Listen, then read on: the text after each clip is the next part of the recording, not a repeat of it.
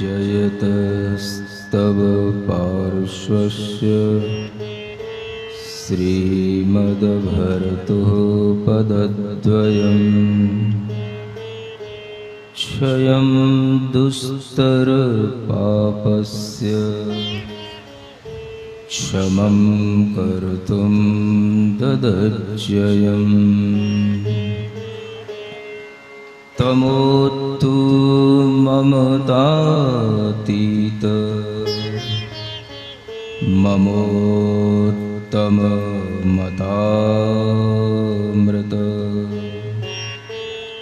ततामितमते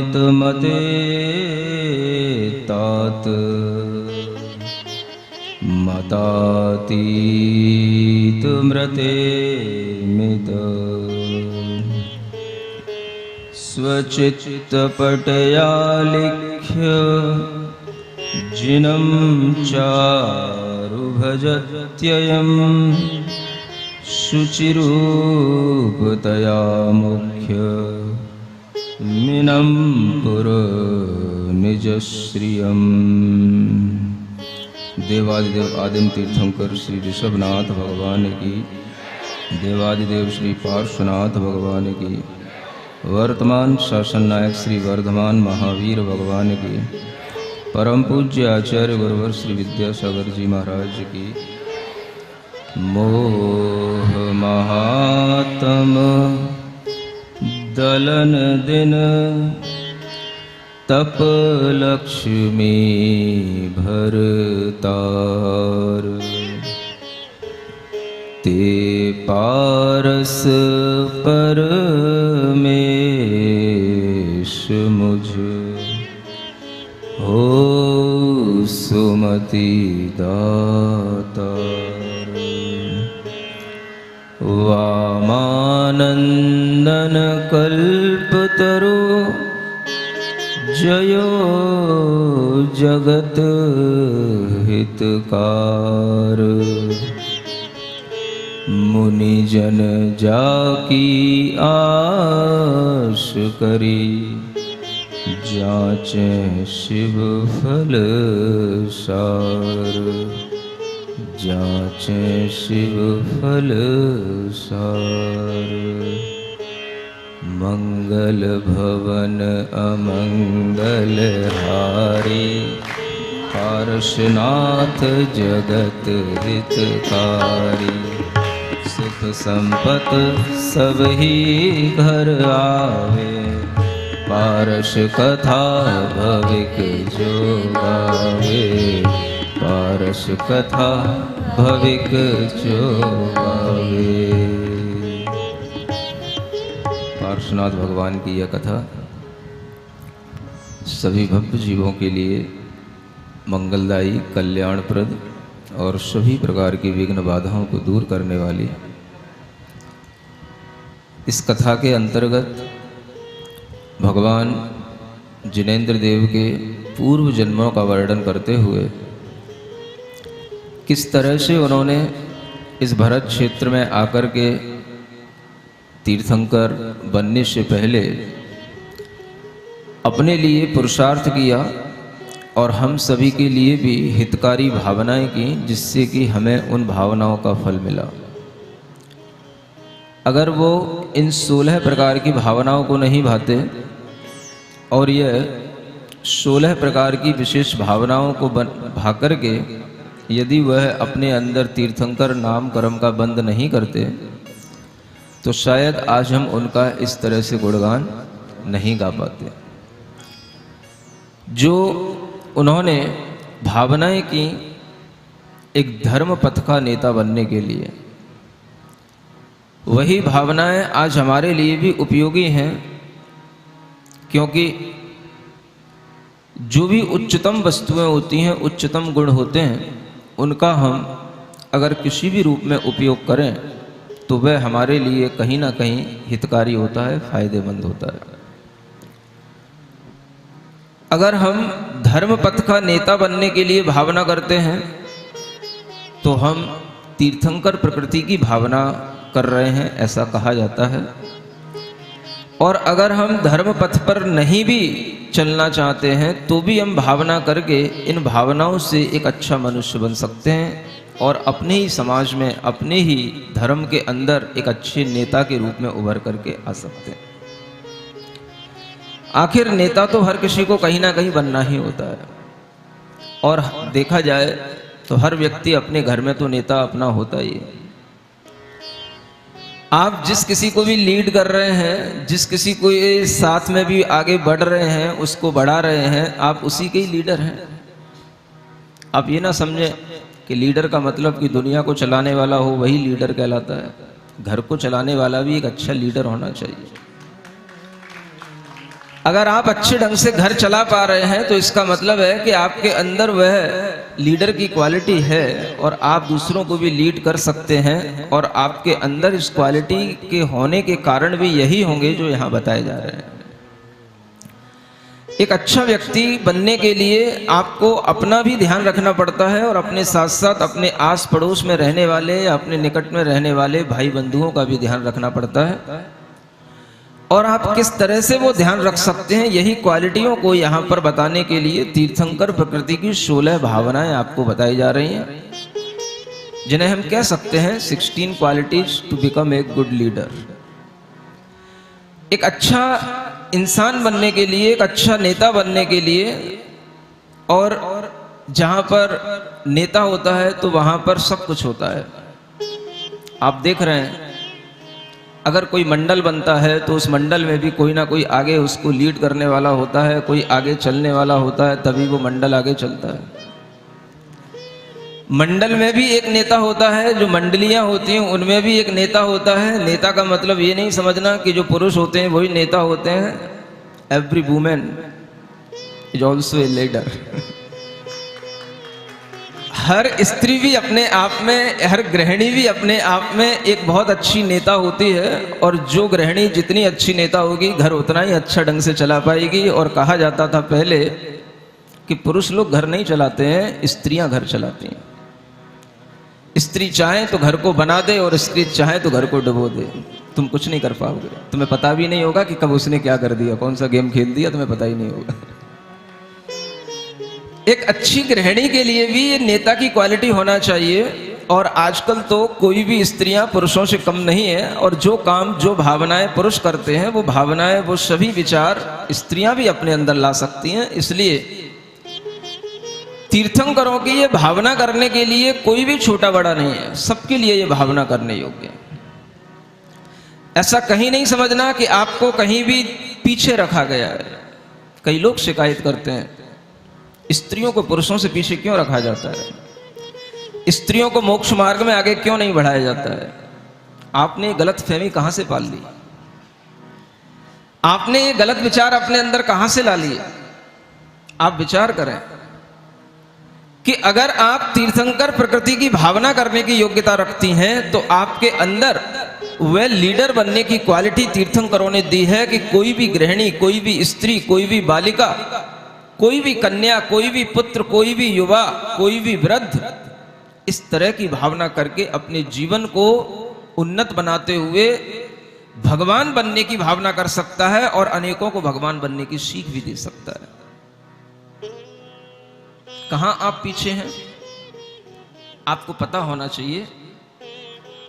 जैन दर्शन में कभी भी स्त्रियों को पीछे नहीं रखा गया,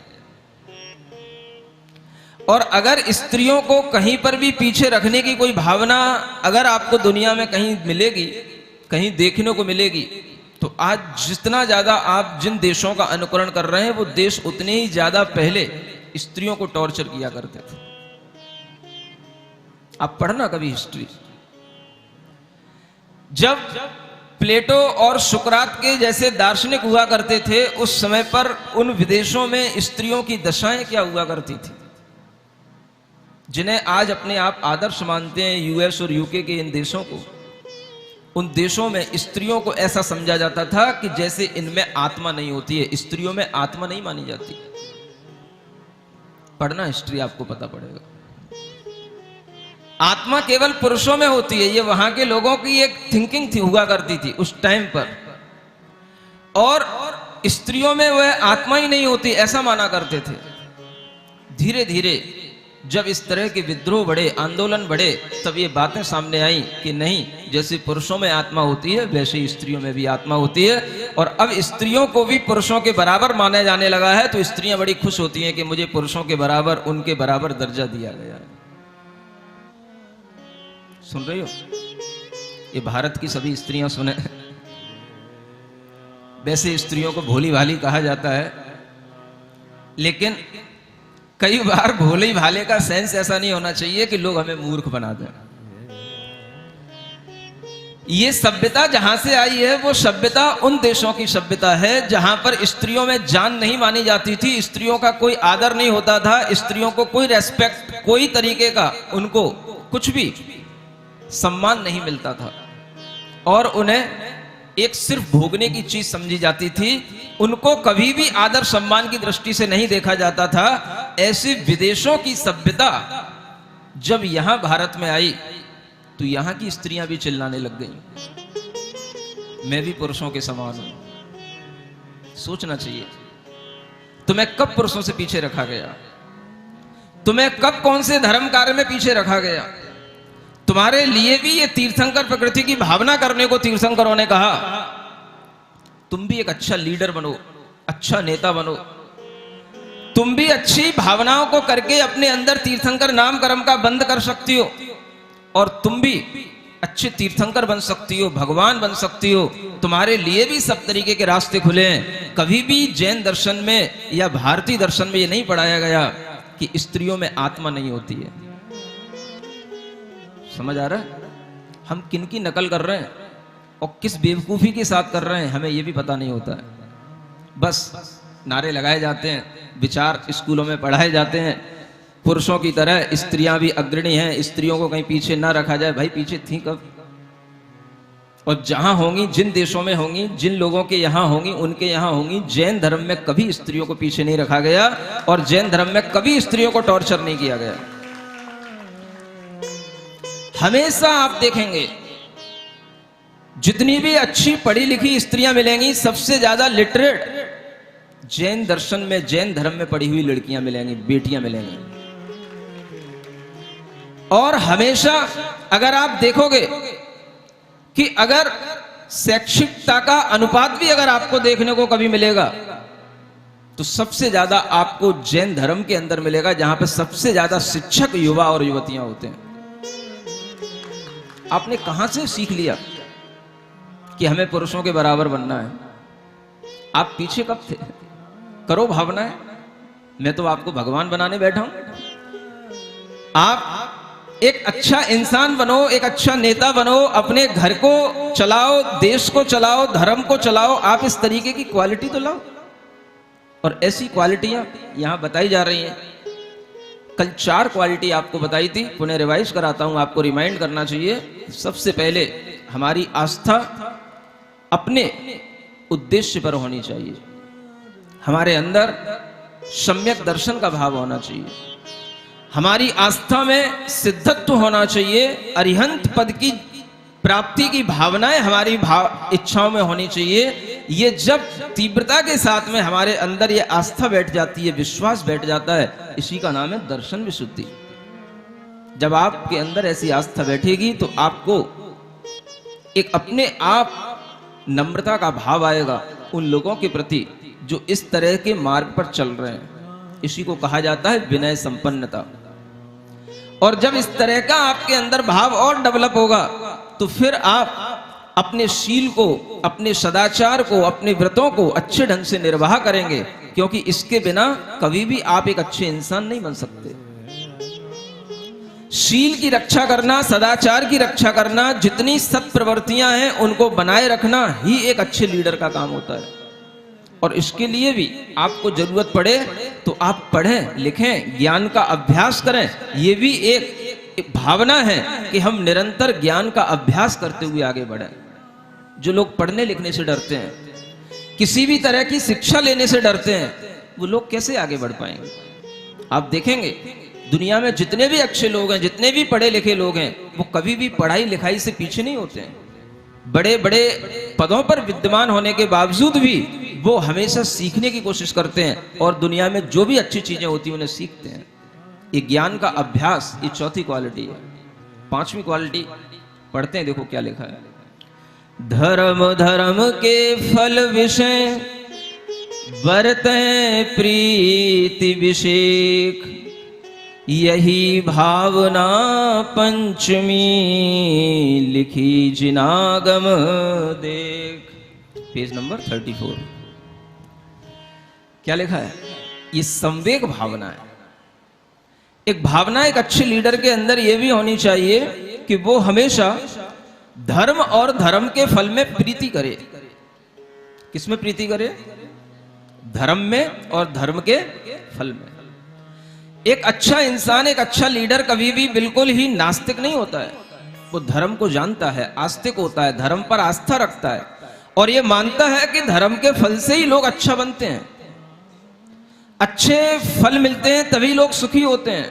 तो धर्म और धर्म के फल में ये आस्था रखना कि अगर हमारे जीवन में सुख आएगा तो धर्म के फल से आएगा, और अगर हमारे जीवन में दुख आता है तो अधर्म के कारण से आता है। वो अधर्म चाहे हमारे पूर्व जन्म का हो या इसी जन्म का हो, हमें अगर दुख मिलता है तो अधर्म से ही मिला है और मिलता है। अधर्म यानी पाप और धर्म यानी पुण्य। जो हमारे लिए सुख दे, जो हमारे लिए आगे बढ़ाए, वह पुण्य है, वो धर्म है। जो हमें एक अच्छा इंसान बनाए, जो हम बुराइयों को जीत पाए अच्छाइयों से, तो वो अच्छाइयां ही सब हमारे लिए धर्म होती हैं और बुराइयां ही सब हमारे लिए अधर्म होती हैं। तो धर्म और धर्म के फल से प्रीति होना, उसके प्रति एक आदर का भाव होना, भीतर से भावना होना कि बिना धर्म के कभी भी आदमी जीवन में सुखी रह नहीं सकता है, यह भावना पांचवी भावना है। और इसी भावना के माध्यम से वह एक अच्छा नेता बन पाता है।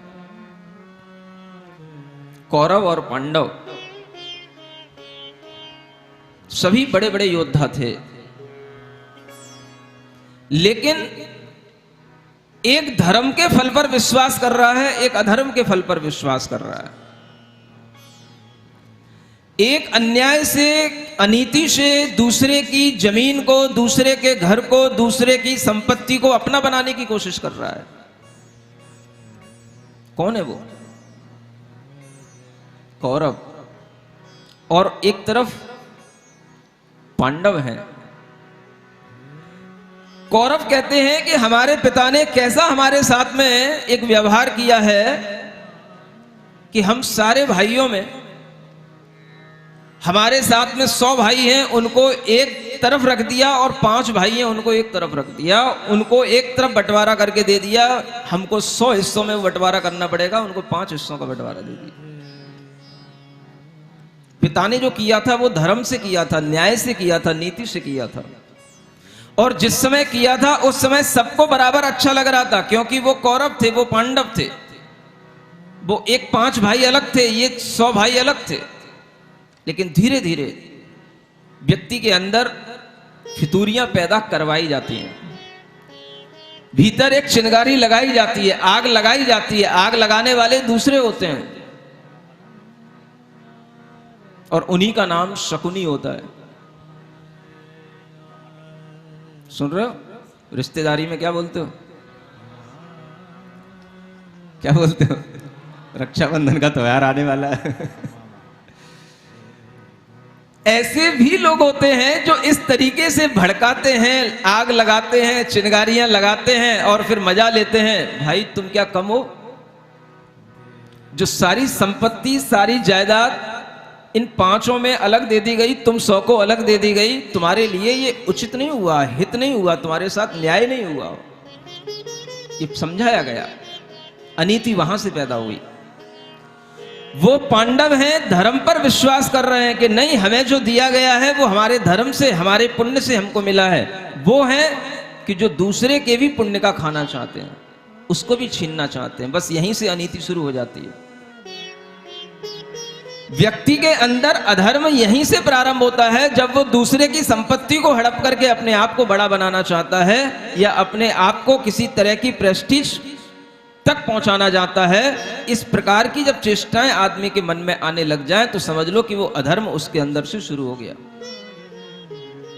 एक अच्छा लीडर बनने के लिए आपको किसका अनुकरण करना पड़ेगा, कौरवों का या पांडवों का? और पांडवों का अनुकरण करोगे तो पांडव अपने आप में धर्म और धर्म के फल में प्रीति करने वाले थे। उन्होंने कभी भी अन्याय, अनीति, अत्याचार को कभी भी उन्होंने आगे नहीं बढ़ाया। लेकिन ये सब दुर्योधन जैसे, शकुनी जैसे ये लोग, ये 5 पांडवों के ऊपर 100 लोग भी हावी रहे, लेकिन अंत में विजय हुई तो धर्म की ही विजय हुई, अधर्म की कभी विजय नहीं हुआ करती। ये सीख हमें दी गई है पहले भी। इन्हीं उदाहरणों से हमें सीखना है कि एक लीडर कभी कभी परेशान हो सकता है, और लीडर को परेशान होना पड़ेगा क्योंकि वो आगे चल रहा है। जो अच्छे ढंग से चलता है, न्याय के तरीके से चलता है, उसके सामने परेशानियां आएंगी। अन्याय से चलने वाले तो दूसरों को परेशान करके खुश होते हैं, और न्याय से चलने वाले दूसरों का अन्याय सह करके अपने अंदर उस लीडर क्वालिटी को डेवलप करते हैं कि नहीं, अगर दूसरा हमारे साथ अन्याय कर रहा है तो हमें उस अन्याय को सहन करके भी उसे ये सिखाना है कि अन्याय अंत में हमें दुख देता है, न्याय से ही हमारे लिए सुख मिलेगा। ये सीख किसने दी? पांडवों ने दी, क्योंकि उनकी प्रीति थी किस पर? धर्म पर और धर्म के फल पर। क्या नहीं हुआ उनके साथ? उनको मारने के लिए एक महल की रचना भी हुई और उस महल में आग भी लगाई गई, और वो महल जिसमें उन पांडवों को रखा गया, उनकी मां तक को रखा गया। देखो, एक भाई कितना गिर सकता है, आप इस बात से सोच सकते हो। एक भाई अपने भाइयों को मारने के लिए, अपनी मां को भी मारने के लिए, मां तो मां होती है, और एक योजना बना लेता है, और एक साथ उनको उसी घर में रख करके, उन्हें आग लगा करके, उस महल में आग लगा करके उन सबको जिंदा जलाने की योजना बना लेता है। लेकिन दुष्ट और अन्यायी लोग इस तरीके की योजनाएं बनाते हैं, बचाने वाला कौन होता है? बचाने वाला कौन होता है? अब सीख लो तुम। भले ही कौन सी ड्रेस में पहने हो, कौन सी ड्रेस पहन करके बैठे हो, जब तक तुम्हारी थिंकिंग चेंज नहीं होगी तब तक तुम सभा के सदस्य नहीं कहलाओगे। ये सीखना शुरू करो कि बचाने वाला कौन? गाने नहीं गाना है हमें, मारने वाला है भगवान बचाने, ये गाने नहीं सीखना है हमें। हमें कुछ तथ्य की बात सीखना है, रियलिटी सीखना है। मारने वाला है अधर्म और बचाने वाला है धर्म, हमें यह सीखना है। और धर्म और अधर्म किसी भगवान के पास नहीं होता है, धर्म और अधर्म हमारी आत्मा में होता है। इसलिए मारने वाला मेरा अधर्म और बचाने वाला मेरा धर्म, ये अगर सीख लोगे तो इस सभा में बैठने के योग्य हो जाओगे। सुन रहे हो? We have to change our thinking. अगर हम अपनी थिंकिंग को चेंज करने की सोचेंगे तभी हमारे अंदर राइट बिलीव आएगा, और जो हमने रॉन्ग बिलीव पाल रखे हैं वो सब हमारे अंदर से निकलेंगे, दूर होंगे। और ये सब तरह तरह के रॉन्ग बिलीव्स हैं। इसीलिए सबसे पहले ये कहा गया कि अगर आपके अंदर सम्यक दर्शन आ गया, आस्था विशुद्ध हो गई, तो बाकी की 15 भावनाएं आपके पास नहीं भी होंगी तो काम चल जाएगा। केवल एक भावना आपके लिए पर्याप्त हो जाएगी, जिसका नाम है दर्शन विशुद्धि। और ये 15 भावनाएं उसी एक दर्शन को, उसी आस्था को ही और बलवान बनाने के लिए हैं। और यहां यह कहा जा रहा है कि आपको इस तरह का विश्वास हो जाना चाहिए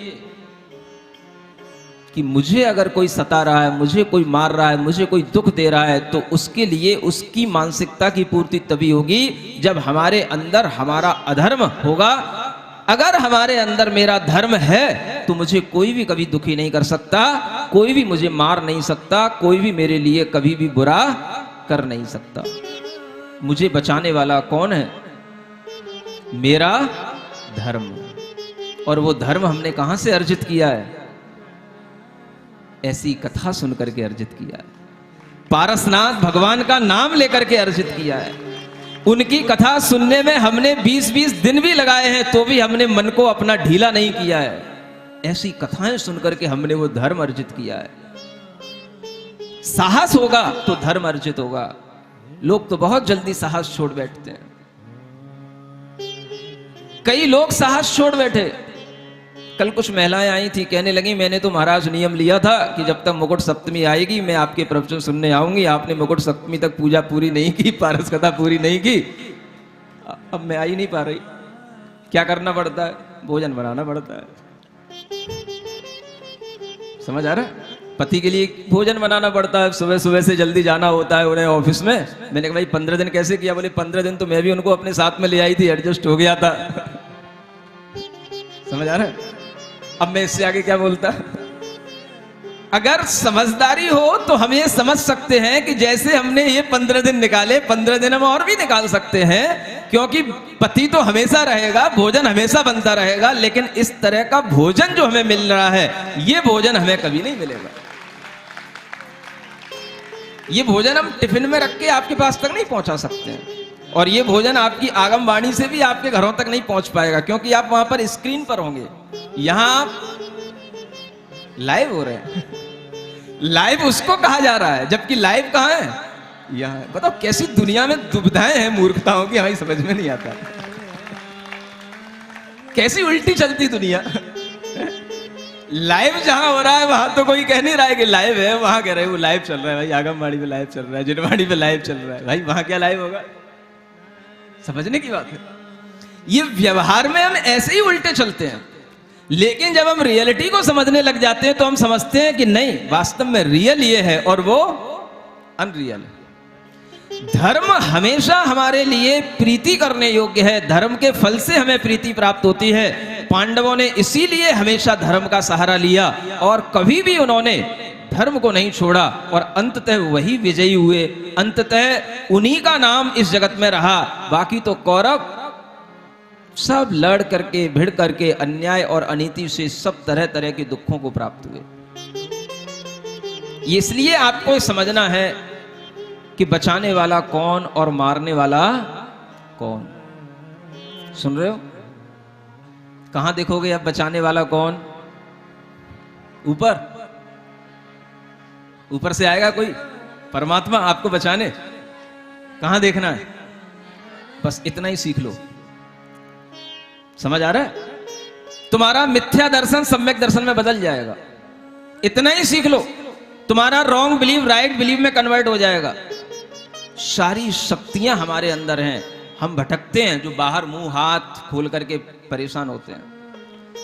धर्म हमारे भीतर होता है, अधर्म हमारे भीतर होता है, पाप हमारे अंदर होता है, पुण्य हमारे अंदर होता है।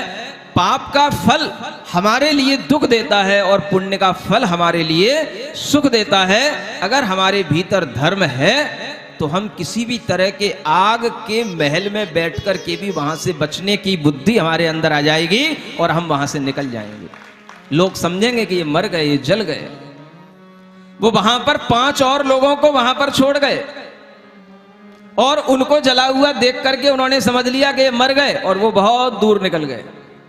12 साल के बाद जब उनसे मुकाबला हुआ तब पता पड़ा ये पांडव अभी भी जिंदा हैं, कोई नहीं मार सकता।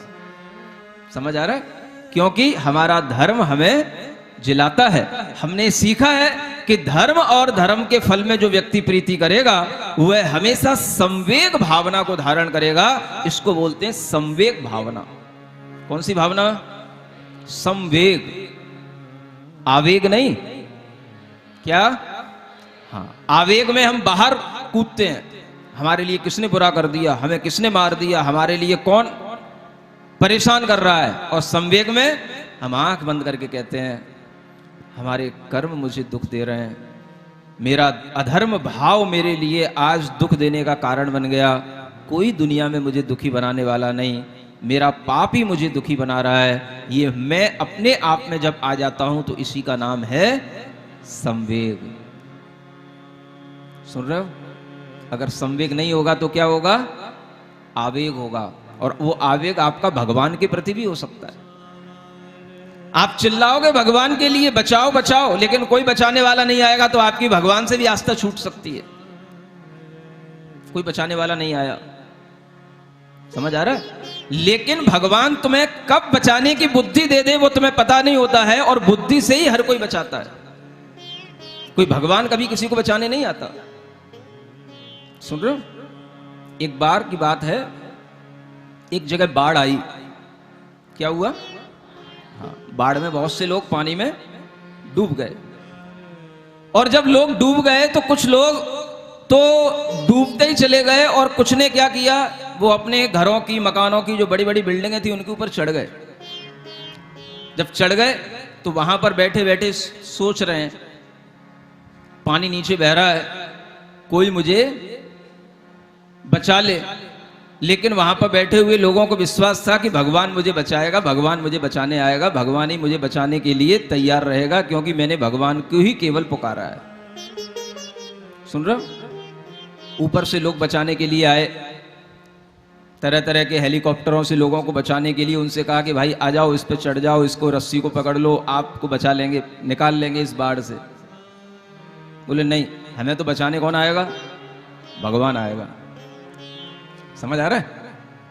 एक बार आए, दो बार आए, उनने कहा नहीं, मुझे किसी प्लेन में नहीं जाना, मुझे किसी दूसरी जगह नहीं जाना, मुझे तो बचाने कौन आएगा? भगवान आएगा, तभी मैं यहां से जाऊंगा। 3 बार आए, एक भी नहीं चिगा वहां से। किसकी खुराक में, किसके इंतजार में बैठे थे? भगवान आएगा बचाने, भगवान आएगा बचाने। समझ आ रहा है? और जब 3 बार भी उनको बचाने के लिए जब लोग आए, वो नहीं गए, नहीं उठे, नहीं उन्होंने सहारा लिया, तो उसके बाद में वे लोग उस पानी के बढ़ने से डूब गए। और जब डूब गए तो डूबने के बाद में उन्हें फिर बचाने के लिए एक नाव वहां पर आ गई, और वो बचना नहीं चाहते थे, लेकिन फिर भी वो नाव उन्हें जबरदस्ती उन्हें अपने नाव में उन्हें बिठा करके उन्हें किनारे पर ले गई और उन्हें जाकर के अपने स्थान पर खड़ा कर दिया। समझ आ रहा है? अब जब उन लोगों से पूछा गया कि आप ऐसा क्यों कर रहे हैं, कि नहीं, मुझे बचाने तो भगवान आएगा, मुझे और किसी दूसरे पर विश्वास नहीं है। तब वहां से गुरु निकले। उसी किनारे पर एक गुरु थे, मुनि महाराज थे, और गुरु निकले तो उन्होंने उनसे पूछा, भाई क्या हो गया? तो कहने लगे कि मुझे सिखाया गया था कि मुझे बचाने मेरा भगवान आएगा, भगवान अभी तक बचाने नहीं आया, इसलिए मैं नाराज हूं भगवान से। तो उन गुरु ने उनको समझाया, भाई तुम्हें 3 बार बचाने के लिए ये प्लेन लगाया गया, तुम्हें 3 बार बचाने के लिए ऊपर से लोग आए, तुमसे कहा कि ये रस्सी पकड़ लो, सहारा ले लो, तब भी तुम नहीं माने, उसके बावजूद भी तुम डूब गए। फिर तुम्हें बचाने के लिए ये नाव आई, और उसमें भी बैठे हुए लोगों ने तुम्हें बचाने की कोशिश की, लेकिन तुम उस पर भी नहीं आना चाह रहे थे, और आखिरकार उन्होंने जबरदस्ती करके तुमको बचा लिया। तुम ये सोचो कि ये भगवान का रूप नहीं है, तो और कौन सा भगवान तुम्हारे सामने बन करके आएगा? ये भगवान का मतलब ये नहीं होता कि कोई भगवान हमारे सामने बचाने आ रहा है। अगर तुम्हारा धर्म भीतर है तो कोई ना कोई जो तुम्हें बचाने आ रहा है, वो समझ लेना कि ये हमारा धर्म ही हमारा भगवान है, और ये उसी धर्म का फल है जिसके माध्यम से हम बच गए। कौन भगवान तुम्हें बचाने आएगा? इसलिए आज से अपने मन के अंदर एक भाव पैदा कर लेना कि अगर मुझे कोई बचाने वाला भी सामने आता है तो वो किससे आएगा? मेरे धर्म के फल से आएगा। और अगर कोई बचाने वाला सामने नहीं आ पाता है तो वो मेरे अधर्म के, पाप के फल के कारण से मुझे नहीं बचा पाएगा। इसलिए मेरा धर्म ही मुझे जलाने वाला है और मेरा अधर्म ही मुझे मारने वाला है। क्या करोगे अब? ये जो गाना बना हुआ है इसको सुनना बंद कर दोगे कि इसके ऊपर केस करोगे? क्या करोगे? कुछ नहीं करना, अपने को तो खुद अपने आप को चेंज करना है। समझ में आ रहा है? बस हमें इस बात का विश्वास आ जाना चाहिए कि जलाने वाला मेरा धर्म और मारने वाला मेरा अधर्म।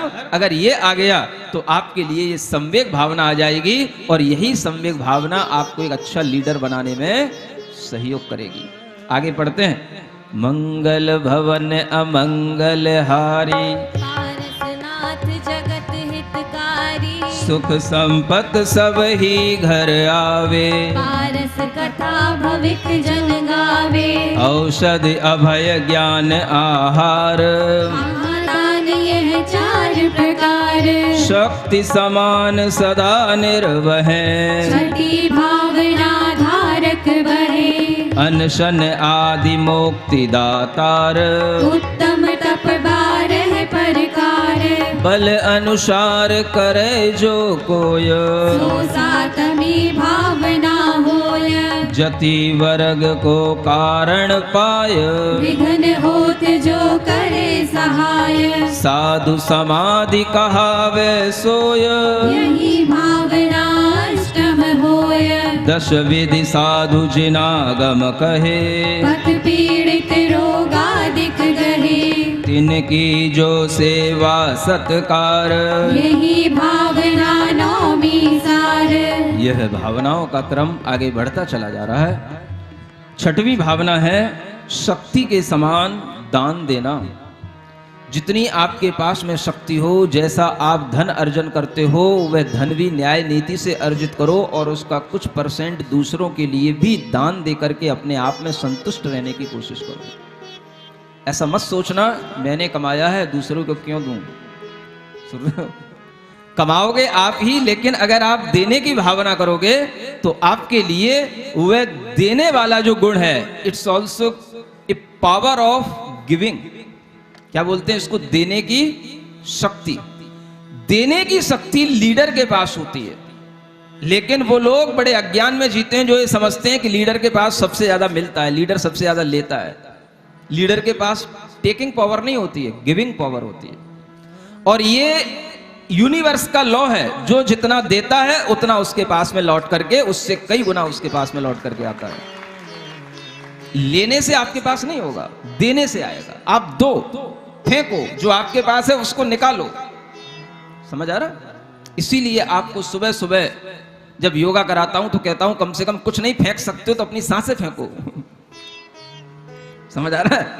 कुछ नहीं है तो अपनी भीतर जो भरा हुआ है उसी को बाहर निकालो। दो, अगर तुम दोगे तो वो उतना ही ज्यादा लौट करके तुम्हारे पास में और ज्यादा शक्ति आएगी। इसलिए जितना आप श्वास को बाहर फेंकते हैं उससे ज्यादा श्वास को लेने की शक्ति आपके अंदर आती है। ये भी एक प्राणायाम का नियम है। समझ आ रहा है? और कुछ नहीं दे सकते हो तो एक स्माइल तो दे ही सकते हो। इसमें क्या बिगड़ रहा है भाई? कुछ लोग इसमें भी कंजूसी करते हैं, लेकिन देने की भावना लीडर के अंदर होती है और लीडर अपने पास में जो रखता है वो चाहता है कि इसका कुछ कम से कम 1/4 तो इसका जो है दूसरों के लिए ही रहे। चाहे वो दूसरों की औषधि के रूप में जाए, दूसरों को अभय दान के रूप में जाए, दूसरों के लिए ज्ञान और शिक्षा के रूप में जाए, चाहे वो दूसरों के लिए भोजन क्षुधा आदि की वेदना को दूर करने के रूप में जाए, उस दान को अपनी शक्ति के अनुसार दूसरों के लिए करना, ये शक्ति अनुसार त्याग कहलाता है। और ये भी एक लीडर की अच्छी भावना होती है। जब वो लीडर इस तरह से अपने अंदर शक्ति के अनुसार त्याग करता है तो शक्ति के अनुसार अपने लिए भी कभी कभी तप भी करता है। क्या करता है? हाँ, तप का मतलब अपनी इच्छाओं को, आशाओं को रोकना और उन आशाओं से किसी दूसरे का नुकसान ना हो, इस तरह से उसकी अपनी आशाएं, अपनी डिजायर्स जो होती हैं वो उन्हें रोक के रखता है, क्योंकि इससे दूसरों को नुकसान पहुंचेगा अगर हम अपनी इन डिजायर्स को फुलफिल करेंगे तो। यही उसका सबसे बड़ा तप कहलाता है। और इसलिए एक अच्छा लीडर, एक बड़ा तपस्वी होता है, साधक होता है, वह हमेशा अपने एक सीमित दायरे में जीता है, लेकिन उसके विचार हमेशा बड़े हितकारी होते हैं, उच्च होते हैं, दूसरे के लिए लाभदायक होते हैं। सादा जीवन, उच्च विचार, simple living and high thinking. एक अच्छे नेता के ये गुण होते हैं, और आप देखना कि वही नेता अच्छे माने जाते हैं जिनके अंदर ये गुण हुआ करते हैं। आज भी लोग डॉक्टर शंकर दयाल शर्मा जैसे व्यक्तियों को याद करते हैं, मोतीलाल नेहरू जैसे लोगों को याद करते हैं, क्योंकि इनकी लिविंग और इनकी थिंकिंग इसी प्रकार की हुआ करती थी। आज भी अगर गांधी जयंती मनाई जाती है तो गांधी को इसी बात पर याद किया जाता है, सिंपल लिविंग, हाई थिंकिंग। समझ आ रहा है? ये बात अलग है कि वर्तमान में अपने तरीके से रहने वाले अनेक तरह के आपके जो पीएम होते हैं, आपके बड़े बड़े नेता होते हैं, वो रोजाना अलग अलग ड्रेस बदल सकते हैं, लेकिन फिर भी उनकी ड्रेसें सिंपल रहती हैं। समझ में आ रहा है? लेकिन कुछ ना कुछ उन्हें भी तप करना पड़ता है, और आप देखोगे कि वे भी समय समय पर कुछ ना कुछ तप करते हैं, किसी भी रूप में करते हैं। खाने पीने पर भी कंट्रोल करना, यह भी अपने आप में एक तप है। और इस तरह के तप भी समय समय पर जो आपको कराए जाते हैं, किए जाते हैं, ये सब उसी शक्ति के अनुसार किए जाने वाले तप में आता है। और आज आपसे कहना चाहूंगा कि जो लोग यहां बैठे हैं, विशेष रूप से अलग फोटो खिंचाने के लिए आए हैं, वो ध्यान रखें, तपने के लिए भी थोड़ा सा अपना मानस बना के रखें। आगे आने वाले 10 लक्षण के, 10 धर्म के 10 दिनों में कुछ ऐसा करना है जिससे कि अपनी पहचान एक ऐसे युवा साथी के रूप में हो, एक ऐसे धार्मिक व्यक्ति के रूप में हो कि जो अपनी पहचान किसी एक ग्रुप के रूप में ना रहे, बस मैं 10 लक्षण धर्म का आराधक धर्मात्मा हूं, सिर्फ इस रूप में अपनी पहचान हो। सुन रहे हो? एक नई पहचान बनाने के लिए भी कुछ हमें खोना पड़ता है। अगर हमें ऐसा भी कुछ खोने का भाव होगा तो हम कुछ तप कर पाएंगे। सुन रहे हो? क्या करोगे? क्या करना पड़ेगा? इतना तो विचार करना कि 10 दिन हमारा सुबह से शाम का समय गुरु चरणों में निकलेगा और हम कहीं नहीं जाएंगे। बस इतने से ही काम हो जाएगा। समझ में आ रहा है? ये तप की भावना आपके अंदर आएगी, अपनी इच्छाओं को जीतने से आएगी। और जब इस तरह से व्यक्ति अपने जीवन को उन्नत बनाता है, यति वर्ग को यानी मुनि जनों को देख करके यदि कभी वो देखता है कि उनके ऊपर किसी भी तरह का कोई विघ्न आता है, तो उस विघ्न को दूर करने की कोशिश करता है। इसको बोलते हैं साधु समाधि भावना। आप इसको अपने कॉमन वे में इस तरीके से ले सकते हैं कि जो भी सज्जन पुरुष हैं, उन सज्जन पुरुष के अंदर समाधि का मतलब होता है उनका चित्त, उनका मन शांत रहे, निर्विकल्प रहे। किसी भी व्यक्ति के ऊपर कोई आपत्ति आई है, कोई उसके साथ में बदसलूकी हो रही है, तो हम उसको दूर करने के लिए कोशिश करें। इसका नाम है साधु समाधि। समाधि का मतलब केवल मृत्यु के समय का नाम समाधि नहीं होती कि भाई जब तू मरेगा तब देख लूंगा। नहीं समझ में? समाधि का मतलब है चित्त में निर्विकल्पता होना, मन अशांत नहीं होना, मन की शांति कहीं खो ना जाए। अगर किसी कारण से किसी के मन में कोई दुविधा है, विकल्प हैं, परेशानियां हैं, तो उसको दूर करने की कोशिश करना भी साधु समाधि भावना है। एक अच्छे लीडर की ये पहचान होती है कि वो अपने आसपास किसी भी दुखी व्यक्ति को देख करके, निकट में बंधुजनों को भी दुखी देख करके, पड़ोसी जनों को भी दुखी देख करके उनके दुख को दूर करने की भावना करता है। इसका नाम क्या समझना? साधु समाधि। और साधु समाधि के साथ ही एक और भावना होती है कि जो किसी भी तरह के रोग आदि से पीड़ित हैं, ऐसे लोगों को देख करके उनके रोगों को दूर करना, उनकी सेवा सत्कार करना, इसका नाम है वैयावृत्ति। क्या बोलते हैं? हाँ, वैयावृत्ति। क्या सुन रहे हो? वो तो महाराज हम रोजाना करते ही हैं। अभी नहीं कर रहे हो कुछ भी, अभी तो आप केवल एक संस्कार डाल रहे हो। ये समझ रहे हो कि हाँ वैयावृत्ति होती है, लेकिन वास्तव में वैयावृत्ति कब होती है?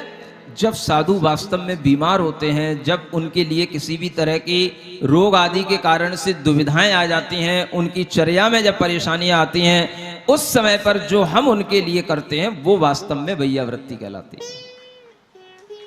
समझ आ रहा है? और जब साधु के लिए करना है तो साधु माने साधु भी होता है, और साधु माने कोई भी सामान्य व्यक्ति भी जो साधु प्रकृति का है? आपके ग्रुप का, आपके पड़ोस का, कोई भी आपका निकट रहने वाला व्यक्ति जो अच्छा सज्जन प्रकृति का है, उसके लिए भी अगर कोई रोग आ जाते हैं, व्याधियां आ जाती हैं, तो उन्हें भी दूर करने की कोशिश करना, ये भी क्या है? एक अच्छे नेता का काम होता है कि नहीं होता है? जब कोरोना आया था तो सब अच्छे बुरे सबकी पहचान हो गई थी। अच्छे लोग उस समय पर भी अच्छा कर रहे थे, लोगों को ऑक्सीजन दिलाना, इंजेक्शन दिलाना, लोगों को कहीं पर भी हॉस्पिटल तक पहुंचाना, किसी भी तरीके की उनके लिए एम्बुलेंस की व्यवस्था करना, ये सब क्या है? ये उस समय पर जिनके अंदर ये लीडिंग क्वालिटी होती हैं, वो उस समय पर भी अपने लिए ये भावना करके ये सब काम कर रहे थे। और जिनके पास में ऐसी लीडर क्वालिटियां नहीं होती हैं, तो वो क्या कर रहे थे? तो दूसरों का फायदा भी उठा रहे थे बहुत से लोग। समझ आ रहा है?